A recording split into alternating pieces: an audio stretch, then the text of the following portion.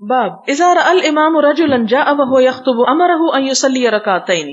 اب خطبے میں ویسے تو غور سے سننا چاہیے، لیکن کیا کچھ کیا جا سکتا ہے کہ جو اس کی حرمت کو پامال نہیں کرے گا.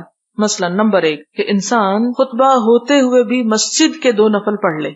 یعنی مثلا انسان مسجد میں گیا ہے، امام خطبہ شروع کر چکا ہے، اب وہ کیا کرے؟ سب کچھ چھوڑ کے صرف بیٹھ کے سننے لگ جائے؟ نہیں، وہ 2 نفل جو مسجد میں داخل ہونے کے ہیں وہ پڑھ کے پھر آ کے خطبہ سنیں، اس کی اجازت ہے.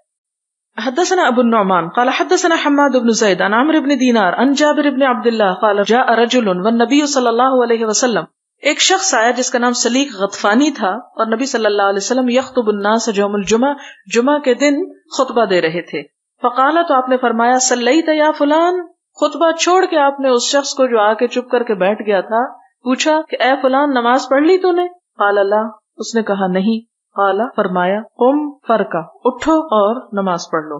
فرقہ یہاں نماز پڑھنے کے لیے ہے، اور مسلم کی روایت میں آتا ہے کہ ہلکی پھلکی 2 رکعتیں پڑھ لو. یہاں صرف نماز پڑھنے کا آیا ہے. اس سے کیا پتہ چلتا ہے کہ خطبے کے دوران ضروری بات امام اپنی بات کو روک کے کسی کو کہہ سکتا ہے.